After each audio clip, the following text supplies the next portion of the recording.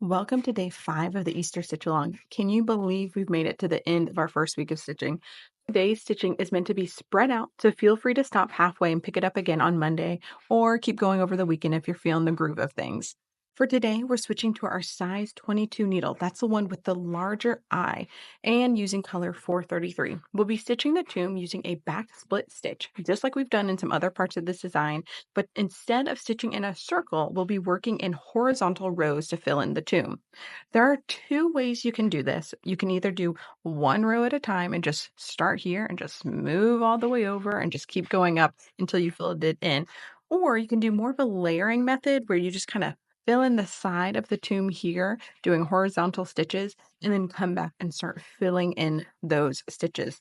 I will probably be doing the layering method. I did the one row at a time the first time I did this and switched halfway because it just felt like it was taking so long. And I just got a little um, stir crazy waiting for it to fill up a little bit. So I'll be showing the layering method, but the one row at a time is pretty simple. You just simply do the back split stitch and just go all the way across. Don't forget about this little section here that will be easy to kind of forget about. But both methods work great, so choose whichever one feels best for you. So let me go ahead and show you the layering method. I'm going to start right here on the left side of my tomb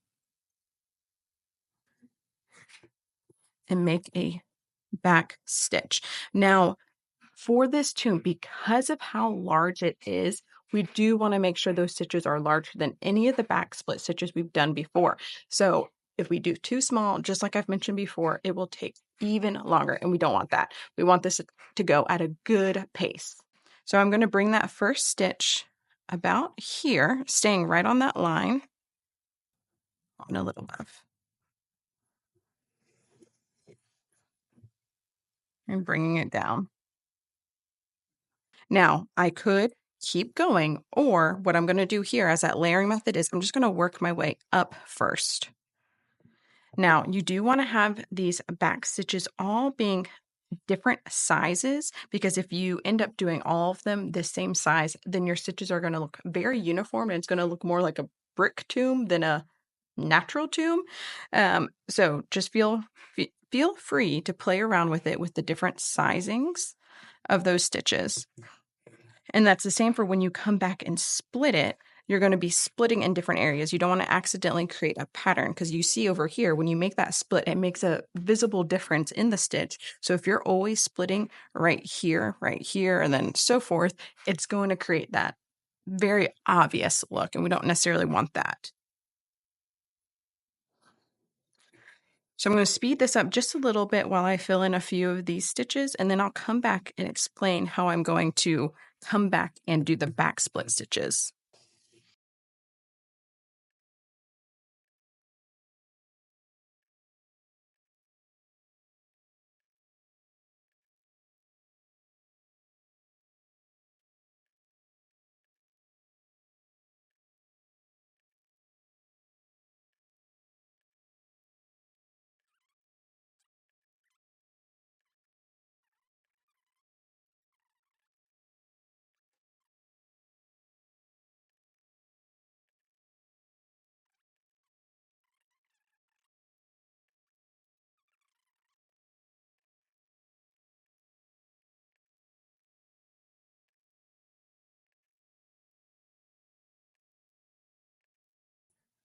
All right, so I have worked my way up here on the side a little bit, and now I'm just going to kind of start coming back down. You can go as high as you want. It's kind of just a preference.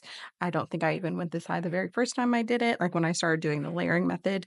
But you're just going to simply come back, and you're going to be in the same like row, so to speak, and you're going to split that previous stitch. I think one of the reasons why I like the layering method a little more is it helps you to straighten things out. You can see here, my stitch went a little crooked, so I can easily go in here and not split right in the middle, but bring it up just a tad and be able to even things out so that my stitching doesn't look like the tomb is starting to cave in on itself. Now, two things about this. You could either work your way down and go back up, down, or you can just go across a few like this. So making 3 stitches in this first row here. and then moving back down. You're just layering those stitches right on top of each other, but you're just always splitting in that row. Of course, there's going to be little times when you need to maybe split a little bit higher, like I said, in case your stitches got a little wonky. But for the most part, you're always going to be splitting a stitch that's in the same row that you're working on. And again, when you're splitting, like I'm now doing now, you want to make sure you're not splitting in the same spot as right above. So let's go right here. I would not want to split right here because that's where this split is up here. So I want to maybe make a little bit of a shorter split than I would in a normal back split, but that way I don't accidentally create those straight lines within the back split stitch. All right, so I'm just going to continue doing that until I have filled in about halfway.